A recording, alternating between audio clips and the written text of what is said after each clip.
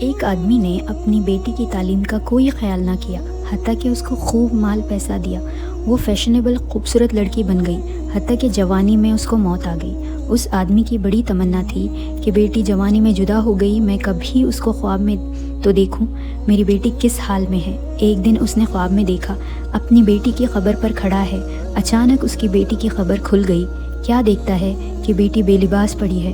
اس نے اپنے ستر کو چھپایا، مگر اس کی تو حالت عجیب تھی۔ اس کا سر بالکل گنجا ہے اور اس کی شکل عجیب تھی۔ اس نے پوچھا، بیٹی تیرا کیا حال ہے؟ کہنے لگی، ابو میں بے پردہ پھرتی تھی، جب یہاں خبر میں آئی میرے سر کو بہت بڑا بنا دیا گیا، پہاڑوں کی طرح میرا ہر بال بڑھ کے درخت کی طرح بنا دیا گیا جس کی شاخیں زمین میں دور تک پھیلی ہوتی ہے۔ پھر فرشتے آئے، انہوں نے میرے ایک ایک بال کو نوچا، اور جس طرح کسی درخت کو کھینچ لیں تو زمین میں گڑھے پڑ جاتے ہیں۔ ابو ایک ایک بال کو نوچنے سے میرے سر کے اندر گڑھے بڑھ گئے ہیں، اس لیے میرے سر کی جلد بھی جل گئی ہے، فقط ہڈی ہے جو آپ دیکھ رہے ہیں۔ اس نے کہا، بیٹی تمہارا چہرہ بھی نہیں۔ وہ کہنے لگی، ابو آپ دیکھ رہے ہیں، آپ کو میرے دانت نظر آ رہے ہیں، ہونٹ نہیں ہیں۔ اس کی وجہ یہ تھی کہ میرے ہونٹوں پہ سرخی لگی ہوتی تھی اور میں اسی طرح وضو کر کے نمازیں پڑھ لیتی تھی۔ فرشتے آئے، انہوں نے کہا، تو طہارت کا خیال نہیں کرتی تھی، تیرا غسل بھی نہیں ہوتا تھا۔ چنانچہ انہوں نے میری سرخی کو جو کھینچا، یہ سرخی میرے ہونٹوں سے چپک گئی تھی۔ سرخی کے ساتھ اوپر اور نیچے کے دونوں ہونٹ بھی کٹ گئے، اس لیے آپ کو میرے 32 دانت نظر آ رہے ہیں، ہونٹ اوپر نہیں ہیں۔ باپ نے کہا، بیٹی تیرے ہاتھوں کی انگلیاں زخمی نظر آتی ہیں۔ ابو میں ناخن پالش لگایا کرتی تھی۔ فرشتے آئے، کہنے لگے، تیرے ناخنوں کو ہم کھینچیں گے۔ انہوں نے میرے ایک ایک ناخن کو کھینچا۔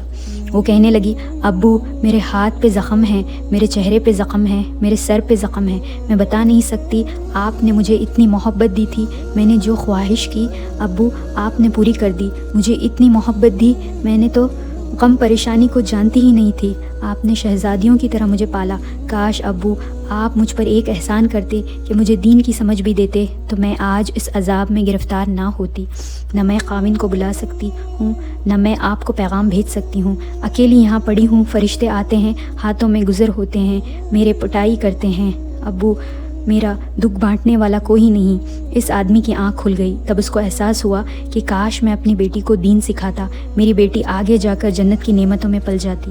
سوچنے کی بات ہے، تو جب بیٹیوں کو اتنے پیار محبت سے پالتے ہیں، ان کو اگر ہم دیندار نہیں بنائیں گے، یہ جہنم میں فرشتوں کے ہاتھوں میں جائیں گی اور ان کی درخت بنے گی۔ اس لیے بہتر یہ ہے کہ ہم اپنی بیٹیوں کو دین پڑھائیں، دیندار بنائیں، اپنی بیٹیوں اپنی بہنوں کو دیندار بنائیں، عورتوں کے دینی معاملات میں ان سے تعاون کریں، ان کو ترغیب دیں، ان کو دین کی بنیاد پر زندگی کا ساتھی بنائیں تاکہ ماحول کے اندر دینداری آئیں۔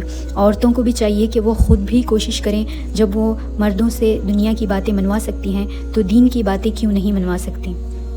بہانے بنا لیتی ہیں۔ اس لیے مردوں کو چاہیے کہ اپنی ذمہ داریاں پوری کریں اور عورتوں کو چاہیے کہ اپنی ذمہ داریاں پوری کریں تاکہ وہ نیک بن کر زندگی گزاریں اور اپنے رب کے فرمانبردار بندے بن جائیں۔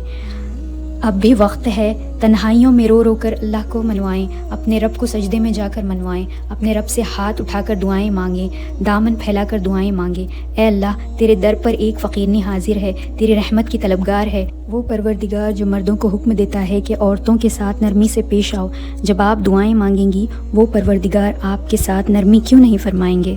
اپنے گناہوں کو بخشوائیے اور آئندہ نیکوکاری کی زندگی کا دل میں ارادہ کر لیجیے۔ اللہ تعالی ہمارے آنے والے وقت کو گزرے وقت سے بہتر فرما دے۔ آمین ثم آمین۔